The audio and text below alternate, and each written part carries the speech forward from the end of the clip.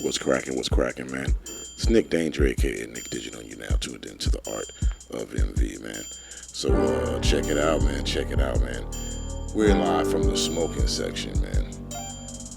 Just to give you guys a heads up, man. That's my little nickname for the comment section. And today we're in the smoking section, where I just kind of thank you guys for interacting with me, man. Most of you guys are MV guys, man. Secret Source Pro Audio 6063. Appreciate your interaction, man. Zulu Nation, of course, my man Wax that 8800. Of course, I already appreciate your input, Sensei, for real.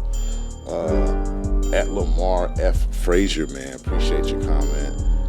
Matthew Gaines 10, appreciate your comment, even though your comment was quite long, man. So Matthew, you're right, man. Hardware never makes the song, Mr. Person.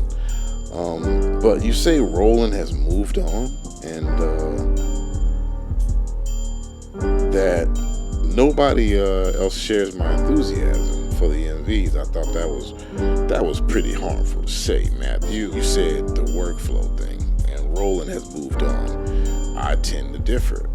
That's like saying the VerseLab MV1 doesn't exist. I don't think they moved on. I think they made something different. The MV is a lot of things. It's a culmination of a lot of Roland's best of technology, and they always just wrap it up in one piece of gear at that time that they think represents that particular iteration of the idea. All right, so in the early 2000s, this beast right here, was the MV. A combination of a multi-sampler, a phrase sampler, a sequencer that was enhanced by a third party who they no longer work with. So this is a unique sampler to Roland because it's not a Roland sequencer. So you have that part, and then you have the VS technology that exists as a main part of the unit. That's why the sliders, that's why the control, that's why the output, that's why it sounds the way it does, is because of their initially wanting to make this an all-in-one unit. So you had to put the best stuff in here. 4-button chorus on here is unreal. It does not sound like this one. This one sounds a lot better. The 4-button chorus on here sounds better, but then this has the Juno chorus. This doesn't have the Juno chorus. So both of them have little specialties, and Roland's pretty good with that. They're good with not making the same gear over and over and over again. So you really don't know what to expect with them, unless it's like the 404 Mark II, which is really closer to this, but with a best of the SP series, like it has the 303 vinyl sim compression. Then you'll have they have the skip back sampling that's on the Phantoms, on the 404 Mark II, and they have the loop capture that is only on the 555 in addition to that. So they'll do something like that. They'll put a brand new Phantom or Phantom EX together. But it seems to me that Akai is kind of stuck. Akai seems to be the only company that hasn't moved on, to be perfectly honest. You know, it was at some point that Akai used to make other stuff. They were based off the rack samplers, which are renowned, all the way up until about the 4000. The sound engine was basically an S-series. But then they had this rack, this analog filter expansion that you could buy called the MF42 or MF Effects 42, and you could put it on the back of any gear and route your outputs to there and have access to their analog filtering. Probably that was on their samplers. They also had 2 keyboards that were not MPC keyboards. The AX60, which is a 6-voice synthesizer. Then they had the AX80. I assume it's 8-voice. It may be more. I don't know. They also had the Z series samples. samples, which is a multi-sampler, which is an expansion of the S. They also had a small phrase sampler called either a S12 or S20, but it was about this size, and it was just a phrase sampler, just like the SP. But at some point, they stopped making that stuff. Since the Verse Lab has come out, when this came out right around the same time, I think they introduced the Kai MPC-1, which is in the same price range. Okay, a little bit more expensive, but same general price range. Since the Verse Lab has come out, Akai has released the 1 Plus, the MPC Live Limited Edition, and the MPC Live Retro, MPC Live 2, MPC Live 3, MPC Key 61, MPC Key 37, MPC X SE, but now the MPC XL. That's like 8 or 9 MPCs. In the same time, Roland has released another 404, an MC707, and a miniature version called the 101, a full-size Jupiter X, a Jupiter XM for mobile. They have introduced 2 different P6, another sampler, a P6, along with an analog drum machine, the TR1000, as of recently. So those are different pieces of gear. What is Akai waiting on?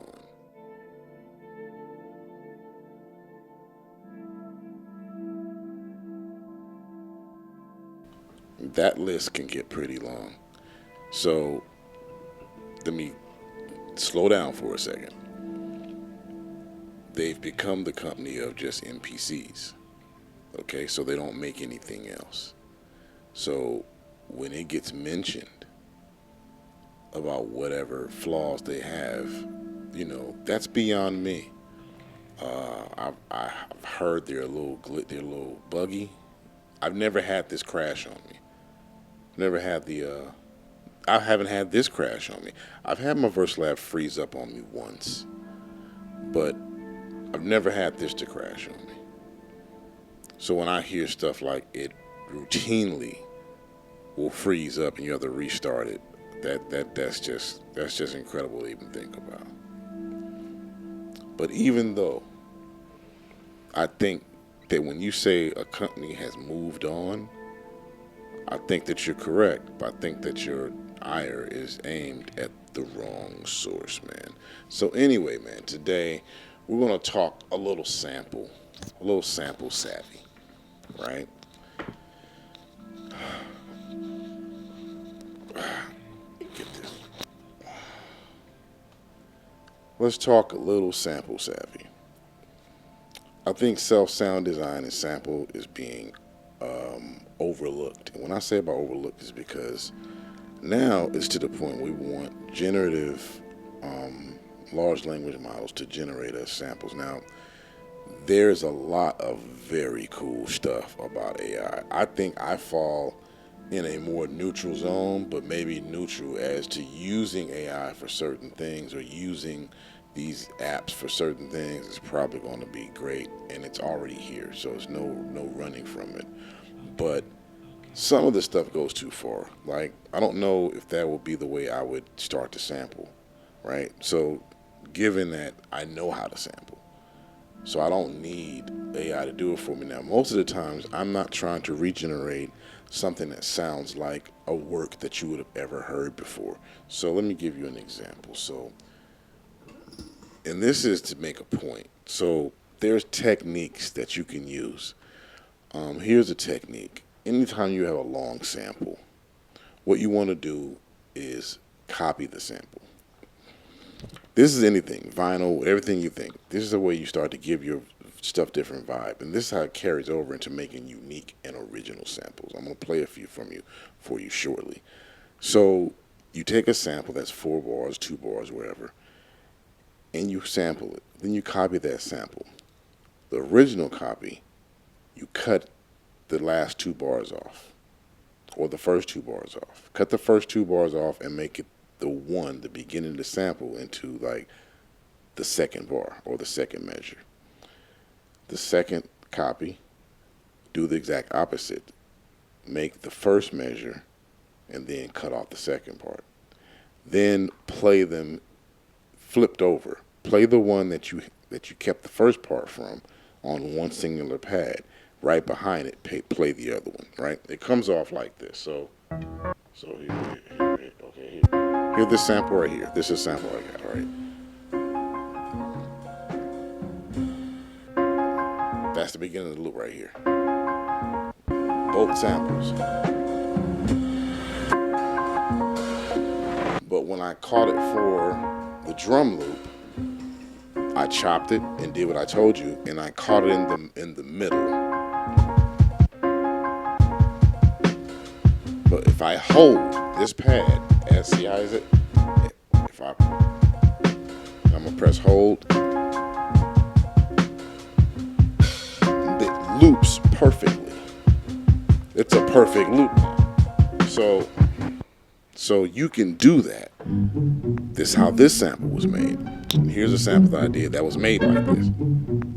The same way. I flipped it around. Here, it's two different pads, but when I play it in reverse, and I'll make that into one loop, and it comes off to sound like this. Well, here's a bunch of other stuff. This is made to go with it now.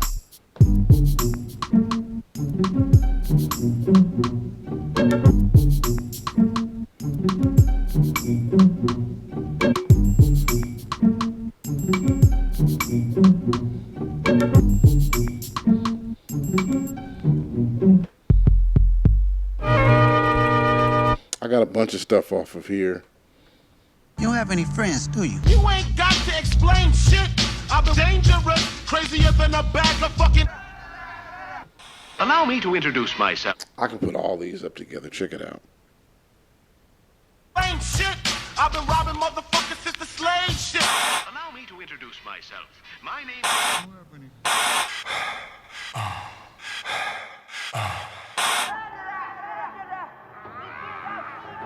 You don't have any friends, do you? You find it hard to make and maintain human connection, right? Are you sad? You feeling empty? Hard to be there for people you love, man.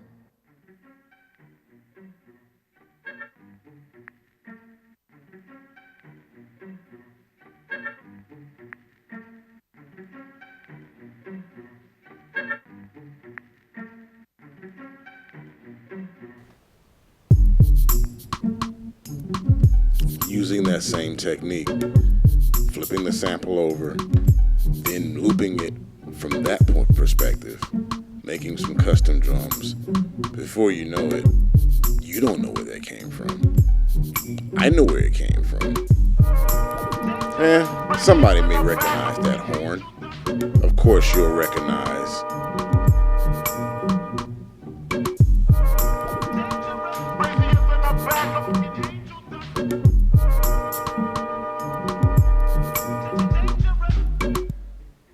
right?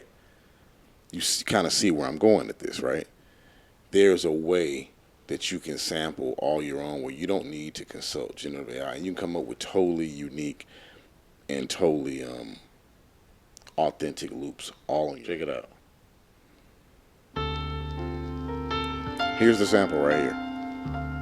Just take a listen.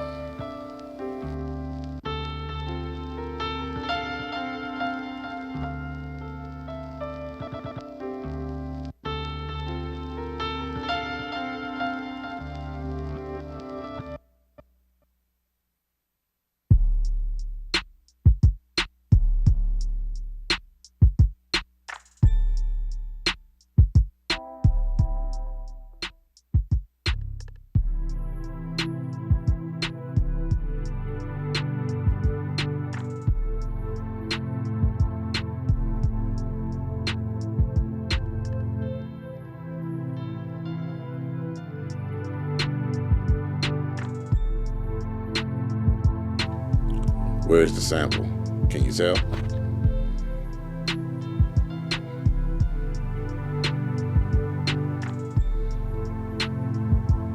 For one, it did not come from a song with this tempo. This is the tempo I chose, right? And then I chose to surround it with instrumentation. These are the tricks of the trade. Use samples and create your own mark of work depending on what you do with it. You can catch me live later on tonight. Just listen for the frequency. Listen for the vibe. Listen for what is calling you. That little chunk or that big chunk, whatever it is, whatever calls to you, sample it. And then sample a whole lot of that. Like, I got all kinds of stuff sitting here. Let's see.